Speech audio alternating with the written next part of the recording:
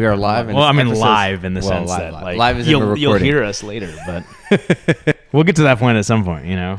I know, that'd be kind of cool. Yeah. So it is episode 62 of the podcast. Welcome to BJJ and Brews. And as we get started, we have to always thank our lovely sponsor, Crown Rash Guards. Yeah, thank you. So Crown Rash Guards, they've been a sponsor of ours for a while, and they're continuing to support us, which is awesome. And we've got some cool stuff that's going to be heading your way with regard to that. So we're going to do an unboxing in the upcoming week, so you get to actually see, you know, what it's like in terms of packaging, the whole experience. And I'm actually going to compare a brand new rash guard to the one that I've been wearing nonstop. And the challenge is going to be, do you actually notice the difference? Stress testing. Yeah, this is a brand new one. This is one that's been worn a bunch of times. Do you actually notice the difference? So and I've gotten pretty good feedback from a couple guys who have purchased it. That's right. So, you know, like, so what was the deal with Jamal? Because he said that there's an issue with the shipment, but it got resolved right away. But that was way beyond the scope of Crown themselves. That was the carrier. That was just the carrier. They were doing the thing, and it's happened to me a handful of times, where they say it's delivered because the dude's got to meet some sort of a quota. Oh. But it may or may not have gotten looped back to the hub. Gotcha. So, yeah, it had nothing to do with that. But he's like them. I think he bought a short and a long. That's awesome. I know Tristan bought some. Mm-hmm. I think he said he wanted to buy more. Yeah. So yeah, guys, continue to support them as they're supporting us. And I don't just say that because they're supporting us. They're actually, you know, it's a product that we've actually, like I said at the very beginning, we tried it out first before we even, you know, entertained the idea of doing the sponsorship. And we're fans of their product. Yeah. It's they make, like I said, durable rash guards that really hold up. And tasteful looking. Yeah, minimalistic design. We always say it's a minimalistic design. So if you're looking for something, you know, if you're looking for the Mandalorian or if you're looking for a WandaVision rash guard, you're not going to get it. You're not going to get that. But what you are going to get is a solid rash guard. Good quality, good value, and an even better value if you use our promo code Brews. 20% off. 20% off a single rash guard. Yeah. That's right. And I'll have to actually product test with you. I'm going to see if it's maintained the funk or not, because that's a big thing with rash guards. So. Exactly. Do they smell good after? Yeah. So now I hope you didn't let it sit around for like a week. No. Festering. No. So we'll see. Okay. We'll see. So guys, check them out. They've got a whole bunch of rash guards in both long and short sleeves. They have ranked colors. So if you want to represent your belt rank, you can do that. It's a nice, tasteful, what is it, shoulder flare, I would call it. I mean, it's just the entire sleeve. Shoulder, but it's not the entire thing. It's just the like, sleeve. Yes. Well, I mean, not the shoulder. It's flare, it's one of the sleeves. So you could. But so what are your thoughts on that? Like, if you are you look like the Avengers, kind of.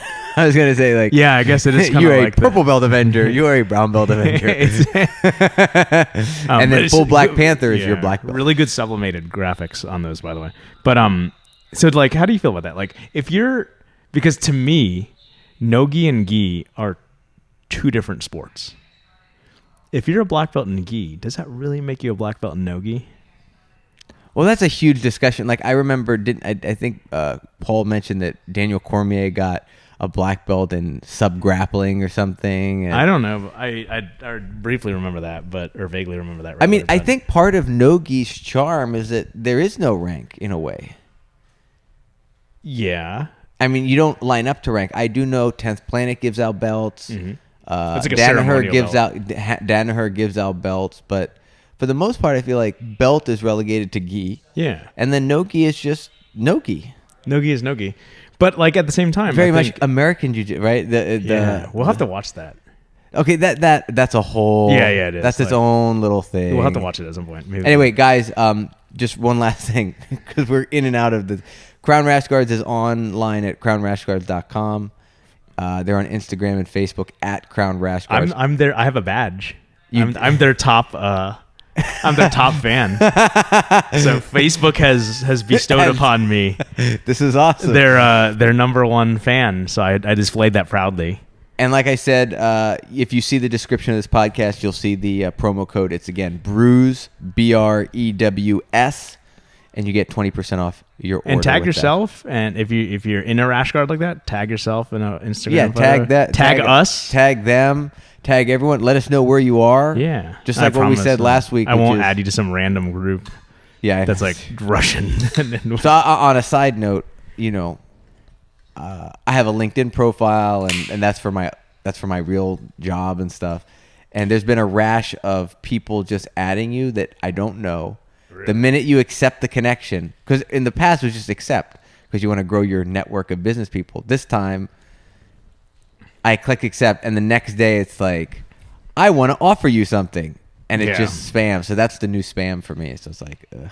You mean so they're not spamming you like you want to see pictures of me naked? No, it's not. It's not like email spam like the good old days. If I want to add 6 inches to my dong, or Russian mail, say like you can walk away with a pretty cheap bride there. Yeah. But that's funny that every platform now. I know it's just spammeroonie. God, but you have to do is just like one goddamn yoga picture, and all of a sudden you get added by all these profiles. Just go away, leave me alone. Let me look at my. So for all our listeners. Reach out to us. If you reach out to us, we will give you a shout out. This is going to lead to continual feedback. Continual feedback. Ooh, I like this. Unfortunately, but I did get a text from David this morning. Did you? Thanking us for the shout out. We love you, David. Cole, and that we should get Cole on the podcast. We will. So that's definitely in the works. And he sliced his finger in the kitchen. Did he really? And is out of action. Of all the things, the dude works with fucking bandsaws and like no. David did. Did he? David must have been. In the kitchen, he sliced one of his fingertips. I bet you he fucking did it with. I bet you he was cutting a bagel. Cutting a bagel like this. I guarantee that's what happens, man. That's what people fucking do. So, anyway, or didn't tuck his fingers under. Y'all gotta watch these, dude. So. I've been watching The Frugal Gourmet, which is this old 1980s like cooking show because like I was poor growing up and like I had PBS, and like one thing that he always says is tuck your fingers in, tuck your fingers in, tuck your fingers in when you're cutting anything, right? Sure. And so like, and I like screamed that at Stacy whenever she's like hacking at shit with a knife, and then I've been listening to that because I just play it while I'm cooking or whatever in the kitchen on my little Amazon Echo show, and she's like, that's why you say that so much. So we need to. Like, and then, mind you, I was watching that at like 12 years old, right? So whatever mnemonics that the Frugal Gourmet was using on me at the tender age of 11 or 12 is what we need to use to teach students mnemonics on the mat. Active toes, seal feet. That's right. Active toes. I think the big one, heel toe knee follow. Well, one thing I'll think of is that I find that I'm shouting out a lot in fundamentals is telling people they got to keep their weights over their hips.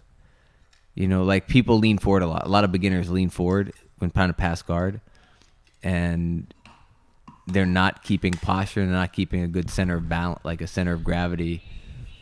Like what Kali does all the time. Yeah, new students don't do that enough. They lean too far forward. They just lean forward, but Preet would say that that's correct because that's natural, and that's what wrestlers do.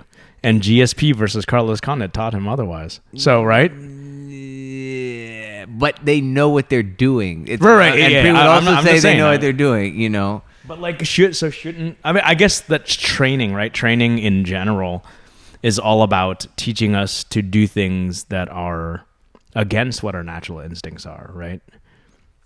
Because when we can exploit, turtling, like going belly down, is the natural reaction humans have when in jiu-jitsu and fights. Yeah, you never get your do fucking that. head kicked in, right? Yeah. So maybe, but Preet, I would say, is harnessing natural instincts to embolden them. Yeah. Right. So, but of course, it's without evidence right now. He can't prove it just yet. But so you find yourself. Telling them to. We'll they'll call go it into the close guard and lean forward a lot. Okay. Without actually, like if you want to grab the head and just, actually try to pin them from close guard, yeah, but they're not doing that. So, anyhow, Victor has entered the game. So today is an idea we had for a while, and we're finally going to implement it. And we actually have a great setup now at the gym to do this. We're going to do watch-alongs. So, we each picked our favorite grappling match. Correct, and we're going to watch it and kind of narrate. And we're going to give you the timestamp for these because they're on YouTube. And the one I picked is Gary Tonin versus Paul Harris. From Why would you choose this? So this is one of the first matches that really caught my attention as a white belt, and also made me really want to learn about leg locks because I didn't want to be scared of them. And I saw this and I was terrified by this whole thing. Were you really? So I'm kind of curious to watch it now, and with the experience and set of eyes I have now, and see how I react to it. Because at the time, I thought it was very violent in its own way. I mean, this was one of my picks. If I figured you would have picked this one, which is why I chose a different one. Okay. With a different context in mind. Because I figured it's so leg lock heavy. Because what do you do against somebody who's that size, right? You can't, Gary Tonin's not gonna outmuscle him and attack an arm. He'll just curl him and be like, no armbar, it's free, right? So good pick, by the way. Okay, so you can find this. This is actually it's Polaris 3, Gary Tonin versus Paul Harris, official and free. So this is actually Polaris's own YouTube page, YouTube channel. Right now, I'm on the 15-second mark in terms of timestamp. So we just got it going, and I paused it, and there was no intro or anything. Both guys are on the mat. Paul Harris looks like he's, what he fought at 155. Paul Harris? No, Yeah. he grappled it, or he fought at 185. Okay, I mean, he looks like he's 50 pounds heavier than that. He just is so wide. Have you ever seen the photo of him? He looks like an off-season bodybuilder that was before this. Exactly. He looked. He's huge. Yeah, he's probably 230 here. Yeah, and Gary Tonin is maybe 185. Maybe. Yeah. So what we're gonna do is I want to hit play. I'm gonna count 3, 2, 1, and I'm gonna hit play. Hopefully you guys can watch along. We've never done this, so I don't know how interesting it's gonna be. You guys listen. I'm gonna go oos when Noah hits play. Okay, and so starting the oos. Ready? Okay, so hang on. All right, we're gonna go 15-second mark. From 15-second mark. Gary Tonin, Paul Harris. 3, 2, 1, play. Oos. I'm scared for Gary Tonin right now. He's so big. He's so big. Is it that, or is Gary Tonin just actually small? Now is that Lloyd? Is Lloyd Irvin the I think the ref? Are you just doing the thing though? I'm sorry. You were definitely doing the thing. Bad. You horrible person. Bad. All right, so this is a 15-minute match. It's sub only. Gary Tonin immediately goes to Ashi and reaps the fuck out of his leg. So he has 411. No, he doesn't. Kinda. I mean, he keeps. Oh, and now a toe hold. See, that scares the shit out of me. Yeah, because he had a reverse. So this is an interesting thing, right? How much of this right now is Paul Harris? This is actually okay, now that's an inside heel hook, and I don't know how he didn't tap right there. I think it's just honestly he's just no, and just adducting with all of his might, right? So I guess that's the thing that caught me about the match is how quickly they got into leg entanglements and how deep and how quickly they got out. Right? Paul Harris looks like he's just pressing super hard. A little slap bump. Now I don't know why they ended up in Paul Harris's guard on the reset. Yeah, that's definitely not where they stopped. Is that maybe that's so he's in a leg drag? So he was going to do a step over. Gary Tonin is relentlessly attacking legs, and Paul Harris is ripping at his. So I'm trying to figure out. He's got. This is what 50-50. They're exchanging ankle picks to fall back leg. No, but now he's trying to arm weave. All right, now back to a stand up. Now this is where Paul Harris. I think he just throws him into the ceiling, right? There is a place where he does throw him into the ceiling. But this is an excellent match, right? Because it just proves, this is a nice arm drag. But arm drag into a single. See, get off of me. So, but this is the type of thing that like should inspire people to take martial arts, right? Like the smaller man is truly using quite a bit of athleticism just to stay alive, but also proper technique and guile to survive and actually I mean, he keeps win, reaping so hard off that ashi, and that creates these rolls, and he just kind of rolls off the mat. I just realized that the back of his shirt says "Death Before Decisions." That's a very American thing, despite being Polaris being a British. Just please don't open it too wide. I am one of those people. So here we go. We got a collar tie. What do you think about this whole like interlocking fingers thing? I know that. I don't know how like, that's... I've always. I don't know how that weirds me out. Like I've. Look at his thighs. Oh my god! that brought back memories of like Kevin Randleman chucking Fedor, but with a good. So he's got an underhook. See, he got an underhook, and he doesn't try to keep passing. He actually.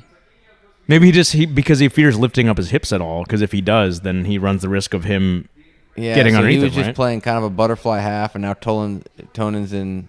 He's inverting. There's the pass right there, but he doesn't try to stuff the knee. It seems like both guys are using top to just attack leg locks. So Tonan. Is he like? Do you think he's just like, I don't care about choking him. I don't care about sweeping him. Look at that. Straight arm lock attempt into a triangle. See, now he did. Paul Harris literally just picked him up. With terrible leverage, he just powered him up somehow. It's amazing. Well, with excellent leverage. No, Yeah, I know. I'm saying he didn't have He good just leverage. brute forced it up. Yeah, he brute forced it. Yeah, I don't know why we're interlocking hands. Oh, Tried to jump Kami Basami. Did not work. Here we go. So he's going to... Okay, so... What type of passing do you think Paul Harris should be doing right now? Because he's kind of, he's allowing Gary to get these butterfly hooks in and to elevate him, to get backside 50-50. But he's already cleared the knee, and Gary's trying to recover. Look at that. Gary's literally trying to recover. I'm just going to sit on you right now. That's well done. Look at that.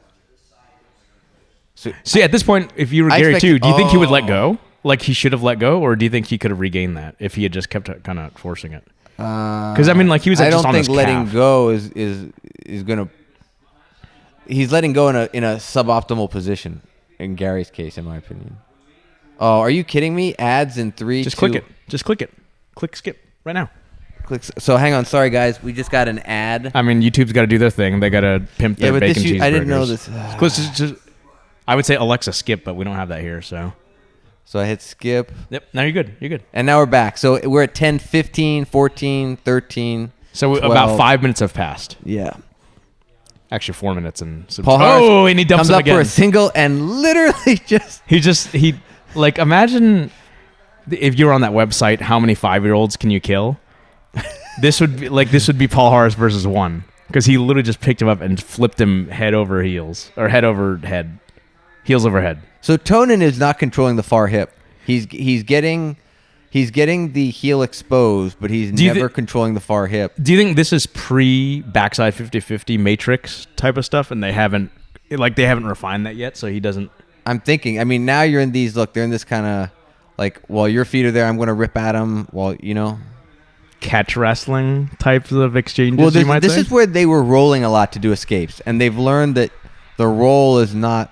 What does Dan Herr call it? The spiral, the shared spiral problem. Yeah, because then you could everyone just keeps rolling, go if right? you, Yeah. But I think even the ref doesn't even know completely what position they were in. And that's an interesting thing about like leg locks, right? Like it's hard to tell. Like with normal jiu-jitsu, you'd be like, yeah, I had side control, and with this underhook with legs, you're just like, what the fuck am I looking at? Okay, Victor's next to you. Victor doesn't have a mic, but I just want to ask Victor. Victor, is in wrestling and like any form of wrestling, freestyle, folk style, whatever, do you ever see people interlock hands? Like this? That they do that? Okay. Is there like a reason for that or any? I mean, like. I've seen them do that in like WWF where they're like, well, that's why and then you're like overpowering the other guy and he falls to his knees.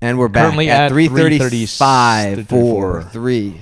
So he's attempting a head and arm. So do you try to attempt a head and arm with a guy that big?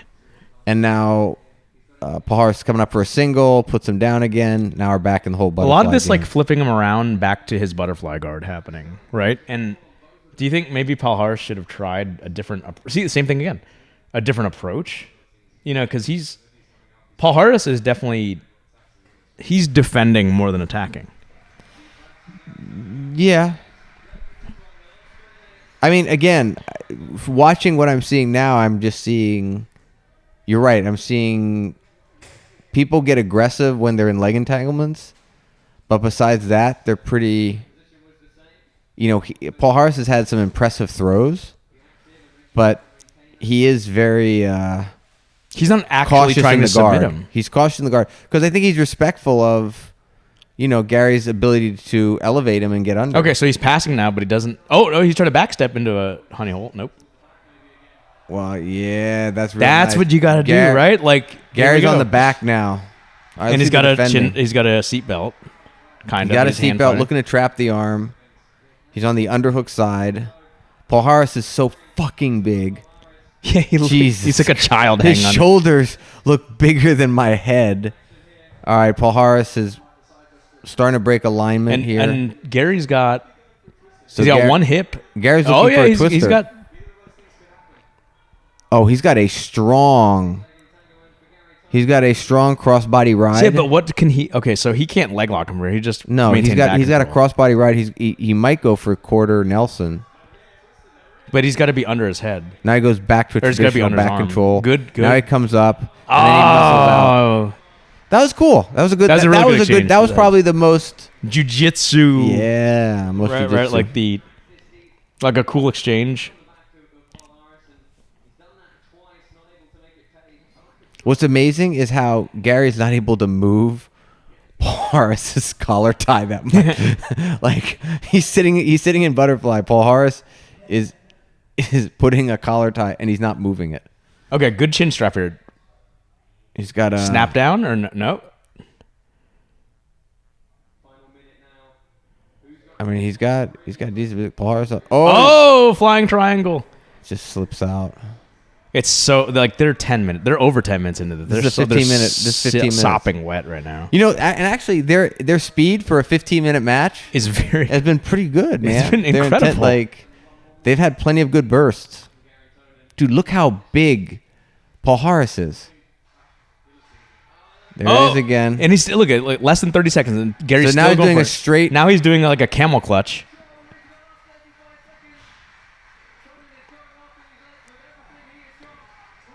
Dude, Paul Harris is huge.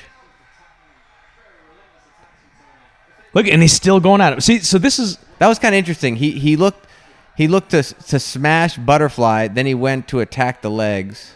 because he was playing off of Paul Harris reacting by just pushing him off, right? Because that's your gut reaction. Dude, when I somebody- feel like just over the course of this match, Paul Harris has gotten a pump and he looks massive. He looks more jacked. Well, think about it. He's basically been doing like a Nautilus I know. pullover the entire time. Wow, what a match. Look at the Hespet. Hespet. Look at it, yeah, like Hugging each other. look. I think Gary Tone's actually Oh, look, taller. there's Tom DeBlas in the background. Who else is in the background? I think that is Lloyd Irvin, actually. Oh, there's Danaher right there. Danaher, DeBlas. Well, remember Eddie Cummings, I think, had a match in this one. I don't think Gordon was in this one, but that's an awesome match. I have to give these guys, now that I think about it, the pace was amazing for 15 minutes. And for a guy like Paul Harris with his size to maintain the pace, Okay, so very impressive. yes, but he was also, I hate to say it, but he was defending half the time too, right? Like, It's still, I mean, no, yeah. I'm not saying I could do better, but I mean, great elevation. I am surprised at how quickly Conan was to reap. Like he was reaping and losing the knee. That was amazing. The massive suplex. tried the Then we got some Tried the Marcelo Sumigashi sweep there. action, straight arm lock to a triangle. to a near power bomb. That looked like watching Tenet. It was in reverse. Like instead of Paul Harris falling down, he just stood up with the guy. Like what? Like how they used normally to do the like weight would bring movies. you down, and Paul Harris just lifts him up. That was a cool takedown. Do you think that was more? Was that Tonin whipping him around to get the takedown, or was that Paul Harris choosing to go down? Dude, that was scary. Yeah. That inside heel hook. But I don't know. He doesn't have the other hip controlled. Is that why? He's tell. allowing him to whip. Look, his leg over? look at the respect. Who is this guy? I think it is Lloyd Irvin. No, it's not. It's not Lloyd. I don't know. God, That's awesome. What a match. good choice. All right, so what match do you have? This is the type of match that I think you definitely show somebody you're like, look, if you train at our gym, we can turn This you is into what one you can of these expect. We're going to try and rip your ACLs. So go ahead and type your match in Oh yeah. to YouTube. Or do you have it? I sent you oh god, I'll never find You that sent me a link? again. You remember back in the day? And by back in the day, I mean like 3 weeks ago. All right, let me check our... We can actually search. All right, let's go back in okay, time. search and conversation. So we're going back. So when did you first see this match? I saw Well, it. I searched for this. I don't even remember. I think it was a BJJ Scout video, and like BJJ Scout's like the channel that I follow. He does a lot of like really, really good breakdowns. I found it here. Do you want... which one is it? The first one or the Sakuraba one? So I had two kind of choices. I was thinking, let's do Sakuraba's kind of boring in retrospect. Let's do the second one. The newer Greatest fight. grappling match ever, MMA. That one?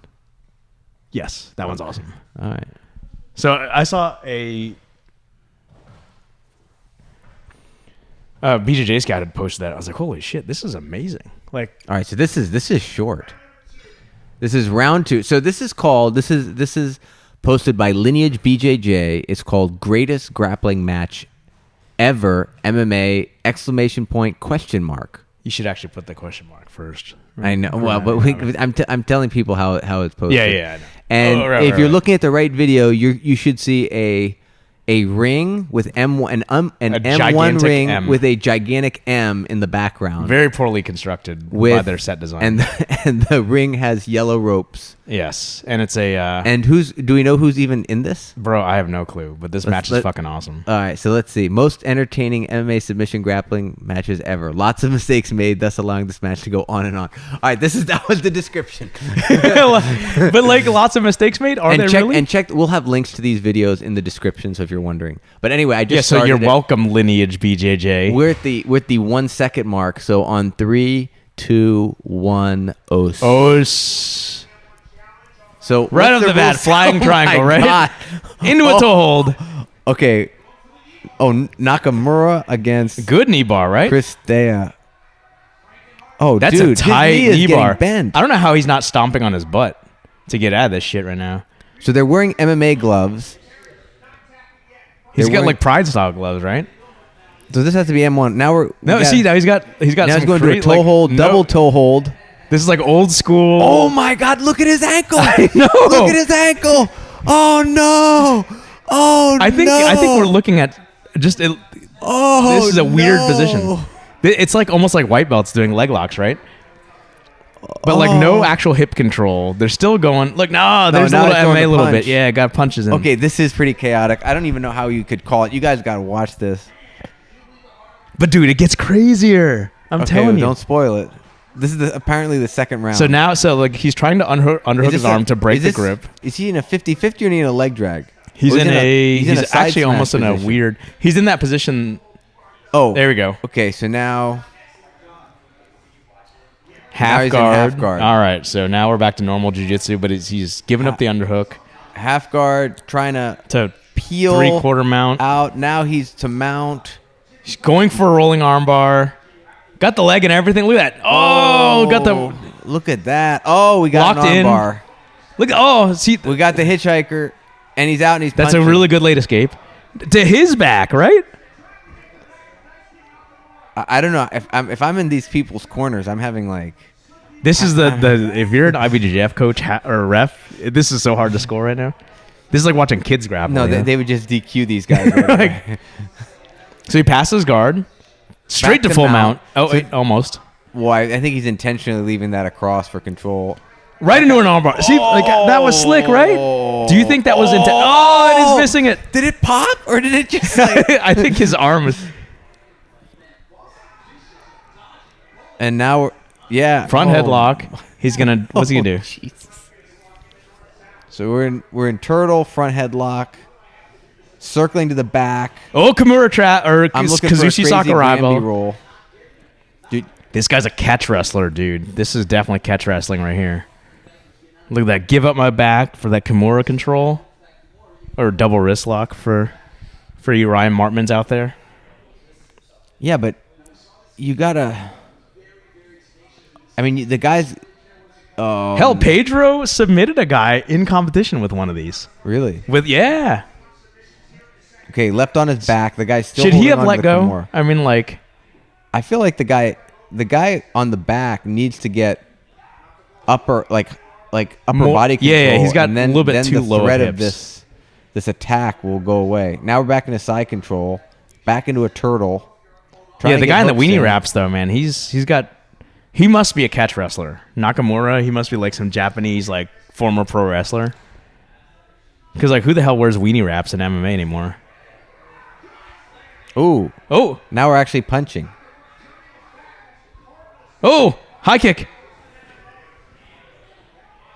Flying armbar. He almost killed himself. Oh, But no control, right? He does not control the shoulder girdle. Okay, now he's got a triangle, and this guy's just pulling away, doing the the arm. Oh, Is his arm no. broken? Oh, He's actually pulling it the wrong way, isn't he? Dude. Oh my god. Oh, is this guy out or is this guy tired? No, I think they're gassed out. This is unbelievable.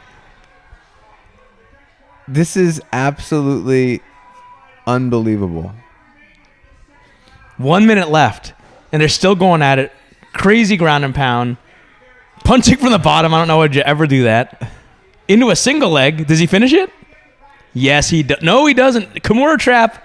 Oh, And- into and a wall. counter- Look at that. Countering the Kimura with a straight arm lock. Oh, that's he's gonna gotta be- hitchhiker that's out gotta of be it. That's got to be Is he? it. Is he? No. He's No. shaking no. I'm good, coach. I'm good, ref. I'm okay. Look at this. I'm gonna walk around. I've got no joints. My elbow is in fact a ball and socket, Holy sh! and I'm still punching with arms that have been attacked multiple times. Oh wait, what just happened there? Did he get knocked out for a second? I mean, if this were IBJJF, this would be like 33 0-0? 33 to What a round. I don't know what I just saw. What did I just see? So amazing jujitsu or terrible jujitsu? I mean, both. That was incredible. That's what I'm saying, right? That was great, That was right? Like, I've never seen like guys eat arm bars like that. that's basically if you watch if this is even possible, if it was possible to put the mindset of 2 day one white belts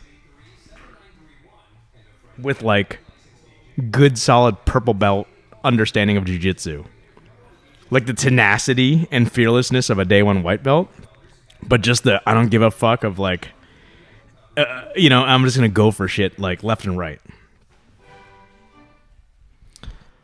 Wow.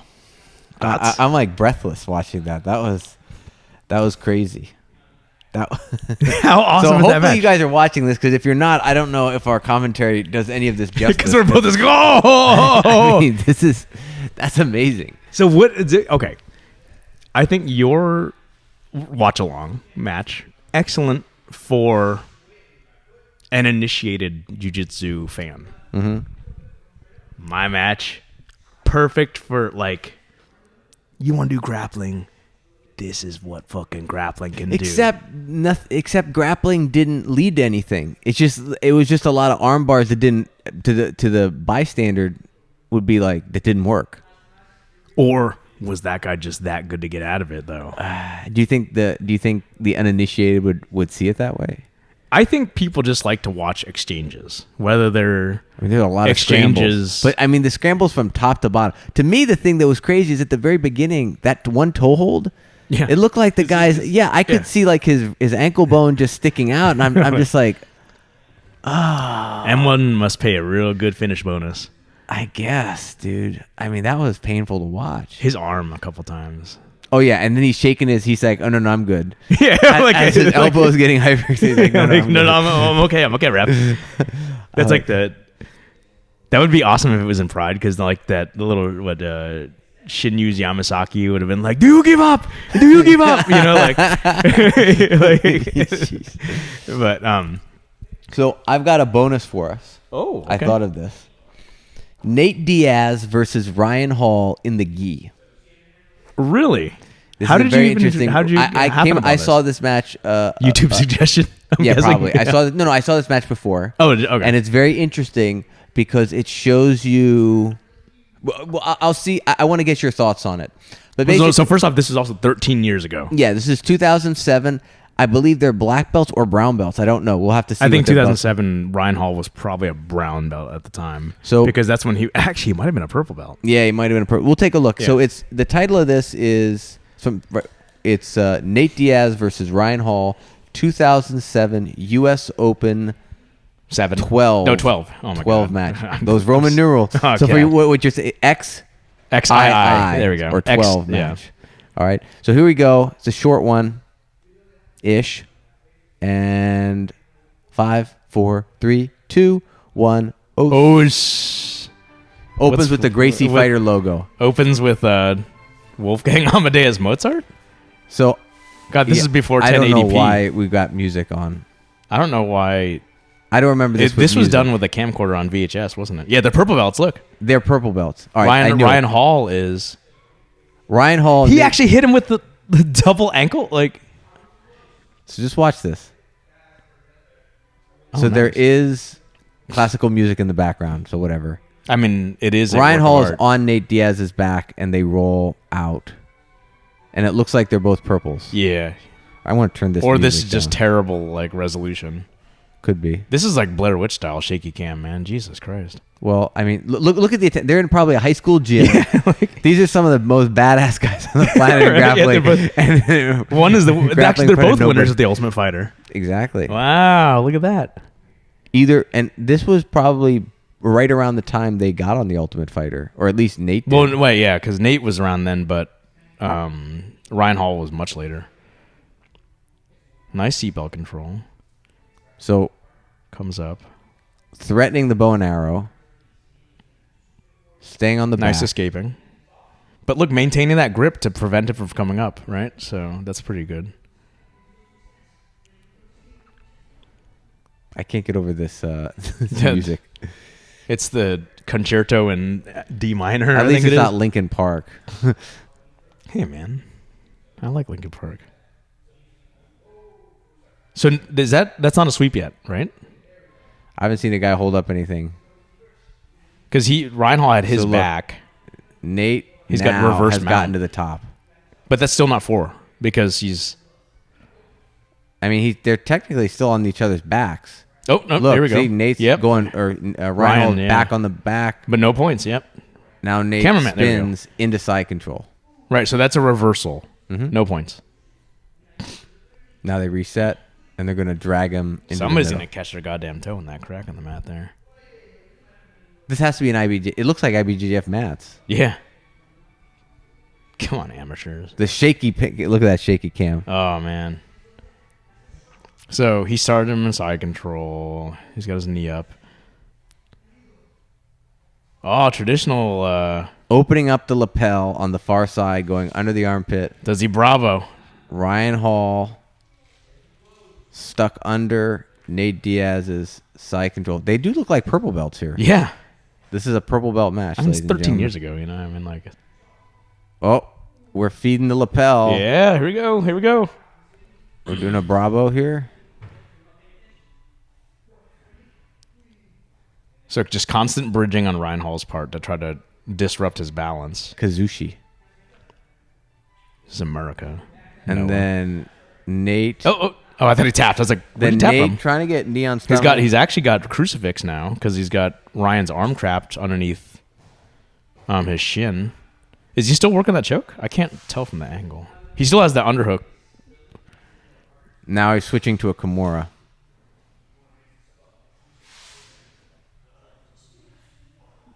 That's a cool little grip on the guy's butt. He's got the Kimura. He is It's getting ripping deep it. now. Yep. One. Oh, does he? Oh. Nice match. Hey, nice match, man. So this is purple belt Nate Diaz and purple belt Ryan Hall. Two absolute G's. Now, here's what I found interesting about this match. That it was so basic jiu-jitsu. No, what was interesting about it was that I thought Ryan Hall was... Actually, I take that back because Nate Diaz did some good jiu-jitsu, but it was like Ryan Hall started out well. Nate weathered the storm, got out of back mount, and then ended up finally getting in side control and bullying him a little more. Like, I felt Ryan Hall was very much a little more savvy with getting on the guy's back, getting on Nate's back at the beginning. But once Nate was able to get out of back mount, dodge the bow and arrow, get out of back mount, once he got on top, he controlled Ryan a lot better. Yeah. So I look at this like, as weird as it sounds, like if I were to go with a guy like Ryan Wilkerson, I'm not going to try and control Ryan Wilkerson from side control, but he'll try and control me from side control. Yeah. I'll try to get on Ryan's back. Of course. So this right? is kind of like a contrast. I'm not saying Nate Diaz doesn't go and get on people's backs, but it was just interesting to see, because when I first saw this match, I was like, Ryan Hall's putting on a clinic until Nate Diaz... Until he didn't. Nate Diaz got out and then smashed him. And Ryan Hall could not get out. So... And that was a good transition to threaten one thing and then opportunistically get the Kimura grip. Yeah, and then rip he it. also, but he was also... And did you see how he's ripping? He was... Yo, man, like, he's a fighter, bro. That's Stockton. And that arm was pretty far back Oh, before it Ryan was- Hall it was- tapped. Ryan Hall's got some shoulder flexibility, bro. Yeah, he was also doing it up his back, not out like that. You're So, right. like, he's going to tap a little bit later from that. But I mean, no doubt, that's a. So is that, you think Ryan attacking the back as much as he was, and not like sitting out, for example, when he kind of that third roll through? Because Ryan Hall is known to be also like a master of like gaming. You know, What do you mean by gaming? like gaming the system and stuff. So like, not to say that he wasn't working to finish, but was he game? You know what I mean? Like trying to play for points at first and then lost it. I mean, I didn't see any. I wasn't paying attention, but did you see the guy raise his fingers at all? Like, I didn't see the No, ref call out because they were both But, scrambling. but too I much. thought he had back control. So like, won't you get 4 points for back control? Did he have both hooks in? I didn't. Do we have to go back to instant Yeah, replay? yeah. Well, so just as an experiment, we did this. We watched 3 matches, obviously for the best 3 experience. drastically different matches. Yeah, we watched 2 no-gi match. We watched a no-gi match, An an MMA, match, and a gi match. Yes. Now, hopefully, you followed along, and hopefully this was entertaining enough on its own. But hopefully, if you were able to watch these matches along with us, then it'll make a little more sense, all our reactions and oh my god and this. But my question to you, Chris, is how often do you watch match footage, and how useful it is to you for your development as a jiu-jitsu practitioner? So this, I was actually chatting with Sean Velasquez, the blue belt from Moving Colorado. We were chatting about it after actually during the barbecue on Saturday. And we were just discussing sort of like instructionals and how I tend to learn the best. And I'm a very sort of like academic, like book learner. And actually Paul kind of talked about this too when he was on the show. Is I learn the best when people sort of break things down conceptually, show me the technique, why it works, and then like I can sort of like implement it a little bit better, right? And Paul said that he and Sean feels the same way. He's like, I prefer that type of learning. Whereas Paul, you know, he almost sort of like BJJ. Maybe Paul is BJJ Scout. Where say that again? He what? Maybe Paul is BJJ Scout, where he watches a lot of like competition footage, notices tendencies, and sort of like reverse engineers it to see why it works and how and when. I think the fan in me takes it. Like, I mean, you guys heard me talking about weenie wraps and all the silliness during these matches, right? Where I don't sit there and turn on my academic brain because my spectator brain, my lizard brain is sort of like operating. So I'm not examining it as closely or as intricately as I do when something's in a different type of academic setting. So I don't watch a lot of competition footage. Maybe I should. You watch a lot of BJ Scout though, right? Yes, but that's Did competition you say BJ footage. Scout? I meant BJJ Scout. Yeah, that's a different Everyone channel. looking at BJ Scout. I'm sorry, you're not supposed to look that one. Although that'd be kind of interesting. I mean, that's we don't watch any of that competition footage. But the sounds like a weird like yeah, game show in Japan. That's a different. Something. that's a different channel that you subscribe to on a different tube, different platform. But we very much pay to play. Yeah. But BJJ Scout is also competition footage that's distilled to an academic. That's why I'm Yeah. asking, because that's like a middle ground between the two. Yeah, you're looking exactly. at competition footage, but you're getting an instructional like breakdown of what's Right. going on. Yeah. So maybe I just like other people doing the work for me, and then me running away with the benefits. BJJ Scout's breakdown of Damian Maya's like docking positions for passing. Mm-hmm. I was able to implement almost immediately because I don't stand to pass. I'm a knee passer, right? And like watching that kind of gave me the confidence that when you're standing against a supine opponent or a seated opponent, that it's not chaos, which is I often associate standing passes with requiring attributes to do. But when he broke it down in that fashion, I had a little bit more confidence to implement a system to pass while standing instead of just looking at standing passes as just like I'm going to dive into shit and just like kick your fucking shins and stuff until I can get through. What is your approach when it comes to watching this material? Is it just opportunistic, like, oh, I have time and it pops up on my phone? Or is there purpose behind it? Like, oh, I want to look specifically into such and such techniques. I deep dive. So whatever the curriculum is at the gym at the moment, like when we were doing butterfly passing or butterfly guard stuff, I was deep diving into that.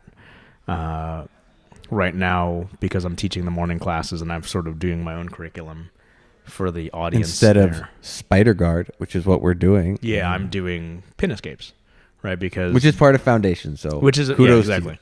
To and also me out, and furthermore, like it's good to review, right? Because people aren't going to review on their own, so everybody gets a little bit of extra work. And so I've been deep diving in that because that's probably the weakest part of my game is pin escapes, right? Like I don't force action, I let things happen.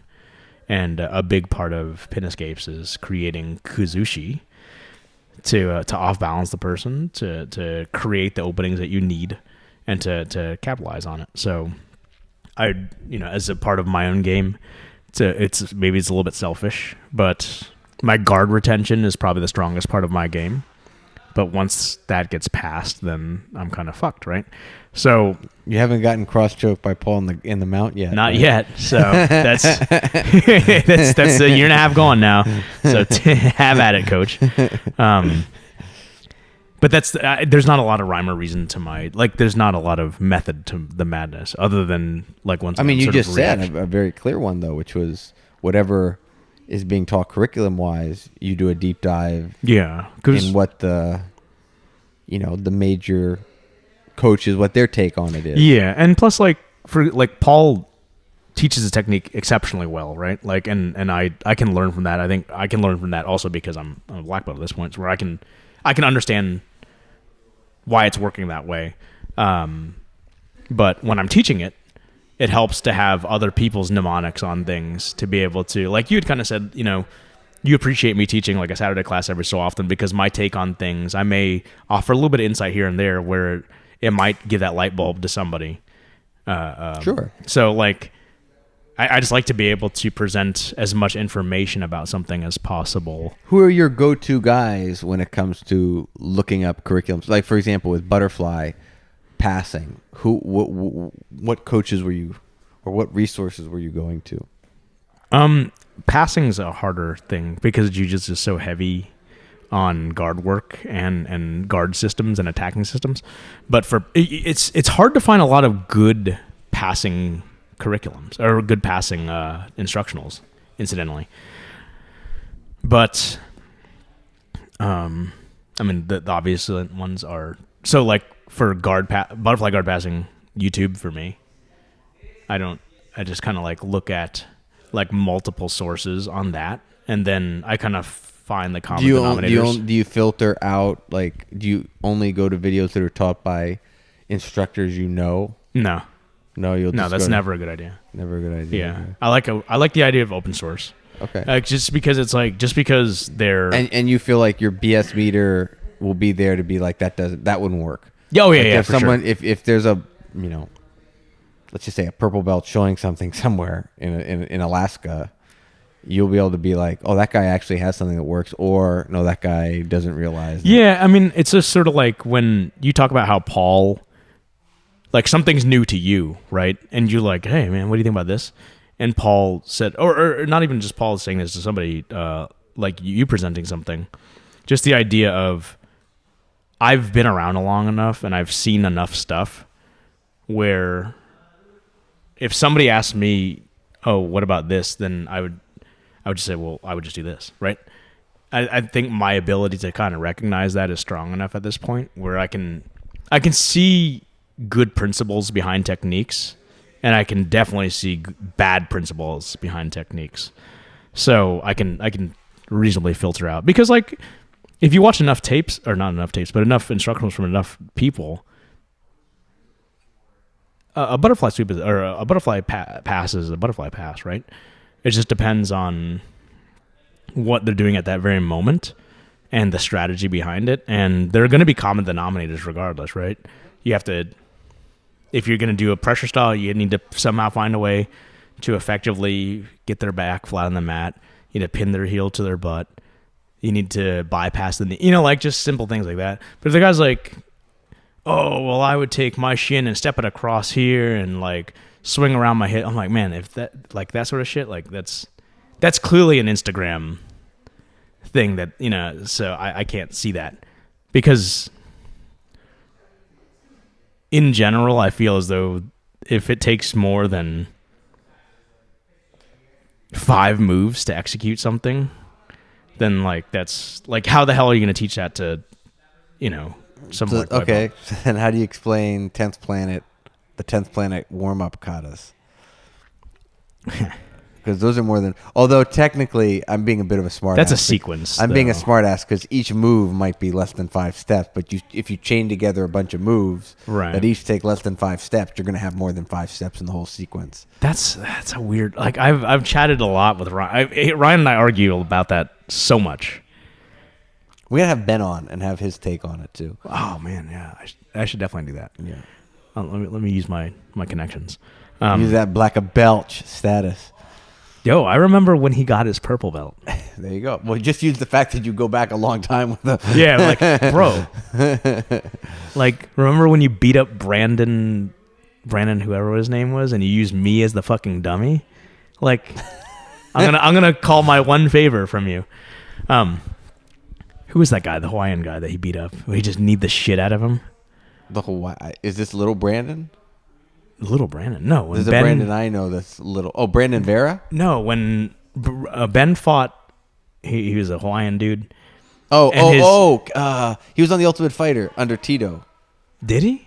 Was that the I don't know, Hawaiian guy. It was a match where he just like all Ben did right off the bat was he grabbed him in a plum, the tie clinch, and just kneed the shit out of him. And I think I know rearranged who his you're face. talking about too. His name is Brandon something, but I will call upon my favor. No, because there was I think this guy was in the Ultimate Fighter. You're talking about Andy Yang or whatever the hell it was? No. I'm talking about he actually won the Ultimate Fighter with Tito, I believe.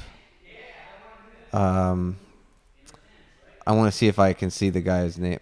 Well, maybe not. Maybe I'm thinking of someone else.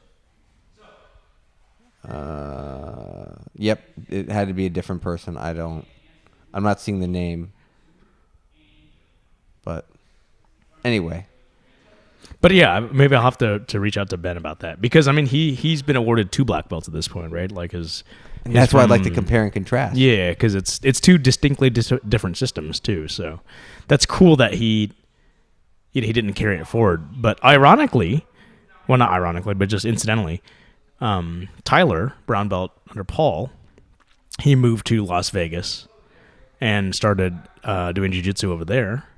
And, he kind of asked them, like, well, it's been a while since I've trained, and, you guys have a distinctly different system than what I've used to and what I've learned. I'm a brown belt, but I'm also willing to start over as a white belt because you guys are that much different.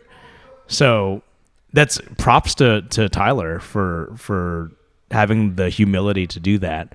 But I guess the way they work is like, we'll honor your belt. You are a brown belt in jiu-jitsu, a legitimate one. But if it takes you a little bit longer to sit at brown belt until you get your black, under our system, then you still belong. Sure. So that's cool. I was thinking of Kendall Grove. Oh, yeah. That's the Hawaiian you're That's the talking Hawaiian about. I was thinking, but he did not fight Ben Saunders. What's it? No, he's never fought Ben. No. But either way, so what were we talking about? We gotten off topic. We initially were talking about how you look at footage, whether it's competition or instructional. Oh yeah, number of moves. And then you said number of moves has to be less than 5, and then I made my little snarky. But what about 10th Planet? Right, but that's also different. But again, it serves a different purpose too. Yeah, but I was also being snarky because I'm not saying if you do if I do a 10-move sequence, of course I'm going to do. There are a bunch of steps in each move, but as long as each step is 5 or less, then we're. Yeah, I agree with you. I mean, even at this point, your BS meter should probably be fairly high for what's a reasonable technique, what's not a reasonable technique. To some degree, although I see a lot of stuff involved with inversions and barambolos, and I'm kind of like, how much is the person not resisting? And I'm like, what if the guy just sits down on you? Like that sort of thing, right? Kind of and maybe those guys be like, oh, if they just sit down, then you have this obvious, you just armbar them. Yeah. You're like, oh. Okay. I would just crossface him, right? Like that sort of whatever. So there's that component, but I think for me, I definitely love instructionals as a supplement, but it has to be focused on something. Like I have to be researching a topic. Yeah. Or studying a subject. I can't just the old scroll through like hashtag jiu-jitsu on Instagram. Yeah. That doesn't work. It has to be I'm studying a system. Butterfly guard. Yeah. When I'm studying a system and I need to I'm looking for precise answers to questions. Even if some of those questions are what are the common reactions when you're in this position from your opponent. So I think it's a good supplement, but you have to figure out when and we've talked about this before in the podcast, at what point are we overwhelming our brain and our ability to learn new things? So you definitely have to ration it out and understand that, Danaher has, 6 instructionals or 7 instructionals, those key ones. And that's going to take you years to actually cover those things to the depth that he's covering them. So, but this is where I think, to Felix's point, he talks about how he's been. I apologize, Felix. So you have to call me out on this, but I don't know what belt rank you are. But just the fact that you're thinking about how to teach people and using the concept of skill development in place of technique development to coach the club or whatever it is that you're teaching, like that's already leaps and bounds ahead of hell, even Noah and me sitting here talking about all the bullshit that we do. So, and there is a lot of bullshit. There's a ton of bullshit. I mean, I did bring you 3 jokers today, so I can't wait to do that. it's gonna be so good I'll read it in a weird way. But it also, I won't spoil. I will leave you with no preconceived let's notion. see if I can see what belt rank. But just the fact that somebody's putting thought into how to teach his peers is good, right? So, of course, when you're teaching a class, I don't think it's not a damn seminar. You're not filming an instructional, so the expectation to deep dive into things too much shouldn't be. So Okay. on September 14th of last year, 2020, Felix looks like was awarded his 3rd stripe on his purple. Bro, he's there. He's Way at the to coolest go. belt. He's at the best belt to be. So congratulations on that. And I'm creeping on your Instagram, so if we're wrong, just call us out. But Don't double click too many times. It gets odd. He's gonna be like, "Why are there all these heart BJJ and Brews BJJ and Brews BJJ and Brews?" Like, this is where he. Have you ever seen that he when a does new account screenshot of follows it? you, Yeah. and then they like 5 of your things? Yeah, because they think you're going to reciprocate. Which, Don't by the fall way, prey- I did an prey to that. experiment. There was someone that had a private account that requested to follow me, and I don't know them. And in the past, To you or BJJ and Brews? no, to my personal. Your personal. Okay.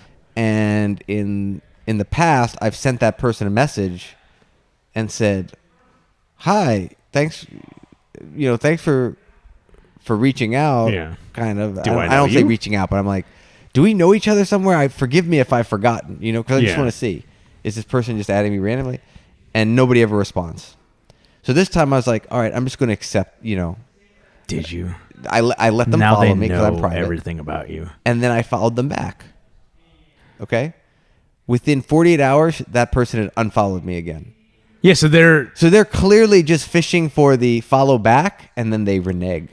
Because they had over 10,000 followers, but they were only following 200 people. Well, that's the easiest And I'm thing. like, That's the easiest Come BS on, filter. bro. That's the oldest scam in the book. Yeah, I'll follow you, you follow me. Because they think that you're going to forget, right? That you followed them and you're not going to go renege on yours. They're banking on So you doing I that. unfollowed you too. Fuck Yeah. you. Fuck them. Take that. All that work. Take that, Putin. Russian hackers. So you didn't get to watch the fights on Saturday. No, I did not get to see on ABC. No less. How late did y'all stay here? Because I took off at 2:30 or something like that. Oh no, so on Saturday there were also NFL football games, playoffs. Kind of a big deal. I'm out. Yeah, kind of a big deal in the sports world. So there was Your neck is a little. contorted horribly. I right know. now. Are you okay? Yeah, I'm okay. I'm like, you I look gotta like you're just- twisting yourself. Thank you. So. Yeah. I probably. I wanna make sure I'm that gonna you're- wonder why. I'm like, oh, my neck hurts. Oh, I'm yeah. like, your body is like a crescent Podcast moon. was a jiu-jitsu. No, it was the podcast recording. So on Saturday we had a little barbecue here, It was good. and I there hate wasn't. so much. Yeah, there was a lot of food. I think we're expecting way more people because not that many people showed up for a Not barbecue. as many as I think we should have had. So it was kind of quiet gathering, and we were kind of chilling here afterwards a little bit. But I left pretty early. And Do you watch football? I did watch some football, but I had to go lift. I lifted. What did I have to do? I had to do something. I didn't realize you were a big football fan. I made the playoffs. Oh, okay. So but it's I fun didn't to know watch. that, but that it was the playoffs. But I think I had to go do something. Probably grocery shop and meal prep for you, right? Yeah, or is that probably. Sunday? I'm sorry. But I know that I actually made the effort to wake up early. Oh no, I went home and I slept. That's what I did. I went home and I slept because I woke up early because with this party I was like, I need to lift today because this is one of my lift days. So I want to get up. I want to lift before. So I deadlifted before class, and that's okay. Now it's all coming back to me. I started trash talking with Mike Sahibi on Instagram. So I posted a gym pic and said, strength over technique. I'm coming for you, Mike. And then Mike immediately replies, this is before class. This is like 9 a.m. I'm already up and lifting, deadlifting. And then I did heavy rows and I recorded myself doing heavy rows. And I said, this is for you, Mike. I looked at the camera. I said, this is for you, Mike. And I started doing heavy rows. And at that point, I talked myself into having to roll with him. Even though already in the machine, in the message, like, dude, I can't roll with you right now. I'm dead from doing Like, deadlifts yeah. and heavy rows. And it's like probably my hardest day. My RPE, my relative perceived exertion or Yeah, yeah, effort yeah. or whatever, was pretty high. Really? And now I've got to go. You with mean my, it was an RPE of 6 when it should have been 8? no, or it's backwards. I don't know. I don't what know how it it was. works. But no, I mean, I was pretty tired. Got over at the gym at basically 11. Yeah, you were late. I was late You to pulled class. a Carl. I know. I was late to class because I was lifting. Hmm. And then Excuses. Of course, I owed Mike a round. And you still, I bet you felt like hell. I mean, I was pretty tired. It was a good round. He did armbar me at the end, so he won the battle. But I will continue to win the war. I just keep lengthening the war. Yeah. Is this becoming a Justin Paul, like, sort of, are you guys keeping tabs at this point? I don't think I'm good enough yet for that. But we are. We've got a. I don't know. I don't know how he views it, but it's always a good role for me, and I'm trying to give him different looks and challenge him. I started to get him in the start of maybe a twister in our last roll, which is kind of cool. So I managed to get a far side like hook, not like a double hook, like literally like almost struck on the far side leg, which is weird.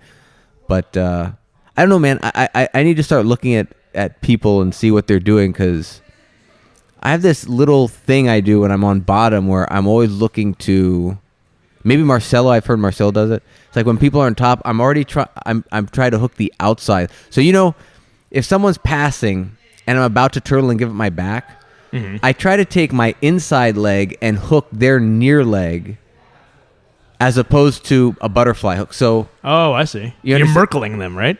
Is it a Merkling? Merkle? Is that what it is? I think it's a Merkle. I don't know what that is. I'll have to So show you. it's almost I'll like, imagine hitting a switch Yeah.